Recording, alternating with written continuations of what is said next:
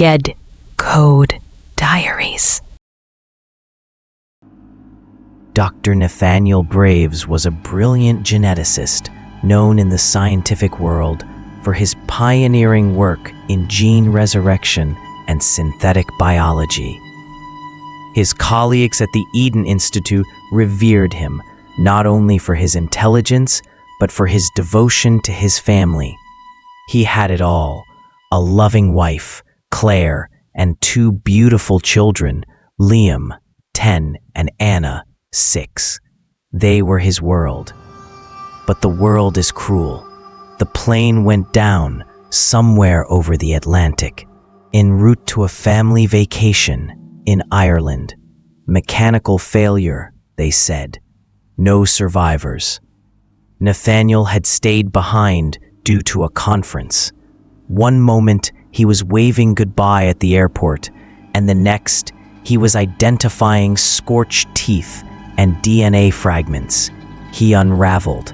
He vanished from the public eye, locking himself inside his estate just outside Boston, using the Eden Institute's vast resources to disappear.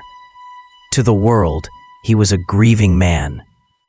But Nathaniel had a plan, one that clawed itself into his mind from the moment he saw their charred remains. He would bring them back.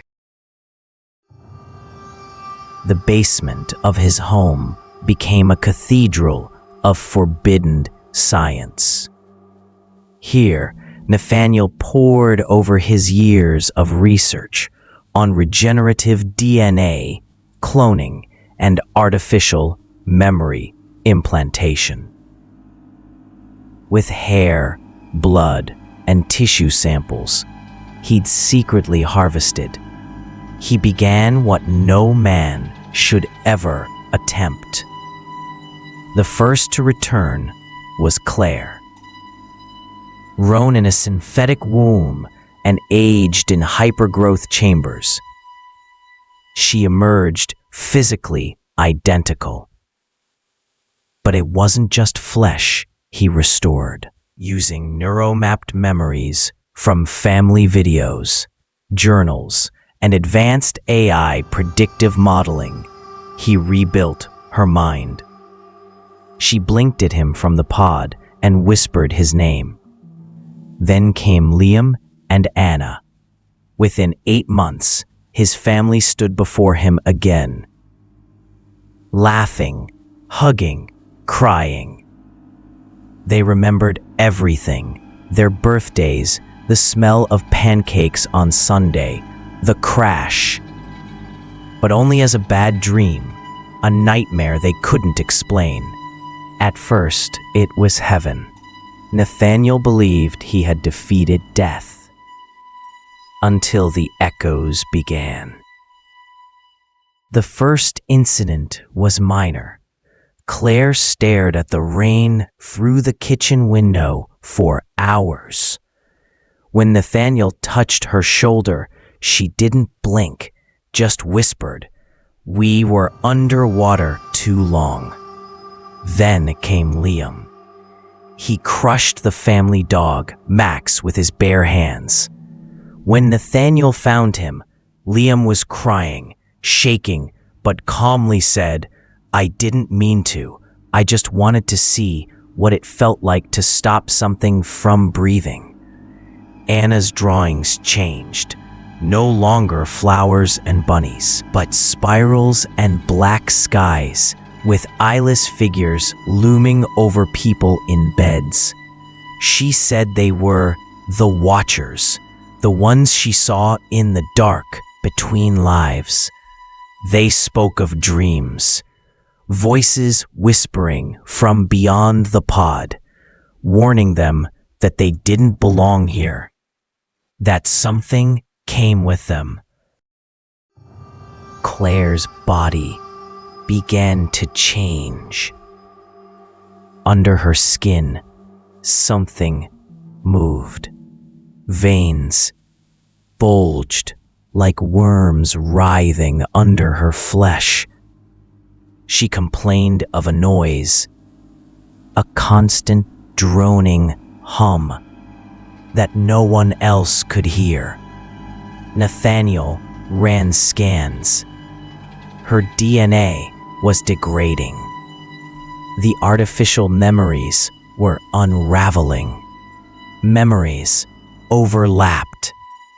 One day, she'd forget their wedding. The next, she'd remember a night Nathaniel knew never happened. She accused him of letting them die again. One night, Nathaniel found her, slicing her belly open with a scalpel. "I had to see what's inside," she whispered, smiling. "But it's not me. It's not Claire. She's still at the bottom of the ocean." Liam became violent. He attacked a delivery man, nearly killed him. When restrained, he screamed in a voice too deep for a 10-year-old. "You stole this flesh. You are not God." Anna stopped sleeping. Her eyes turned completely black one morning, like ink had poured through her irises.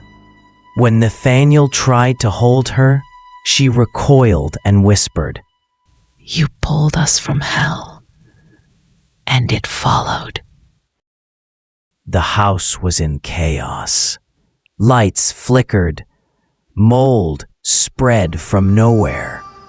Animals avoided the property. The walls dripped with moisture, as if the ocean were pressing in on all sides. Nathaniel's basement lab, once pristine, was now a madhouse. All the growth chambers were shattered. Something was growing in the walls, birthed from the failed clones. Twisted things that croaked and cried for their father. And then he heard it too. The hum, a chorus of dead voices just beneath the frequencies of life. One by one, they turned. Claire no longer spoke. She sang in reverse, bleeding from her eyes. Liam tore open the fridge and filled it with raw meat, mumbling prayers in tongues. Anna stood by the fireplace, smiling, whispering to someone only she could see. On the 7th night, they gathered in the living room. "We were never meant to come back," Claire said, in a voice not her own. "Now we are the gate." As they held hands, their bodies convulsed. Bones snapped. Eyes rolled back. And then they opened the door. A tear in space shimmered behind them, black, wet, pulsing like a wound in the air. From it, they emerged, the Watchers. Humanoid, tall, eyeless, faces stretched like wet cloth. They hissed as they walked through, whispering Nathaniel's name. He ran. The mansion was found weeks later. No bodies, no signs of Nathaniel, but there were rumors. Local kids said they saw the house breathe, lights in the windows, screams in the night. The Eden Institute disavowed any knowledge of his experiments, but buried in a safety deposit box, found by a former colleague, was a flash drive. It contained a final video diary. Nathaniel, haggard, wild-eyed, whispering, "I thought I could bring them back, but I didn't bring them. I brought copies, hollow vessels, and something else slipped in. Death is not just a void, it's a prison, and I broke the door. Now they're free, and they're coming for all of us." 1 year later, a biotech startup called Neo Eden launched in Berlin, focused on cloning and memory transfers. Their lead scientist, a man named Dr. Nicholas Gray, with deep eyes and a charming smile. But those who work with him whisper he never blinks, and at night they say he hums a low, droning tune, like something deep beneath the waves.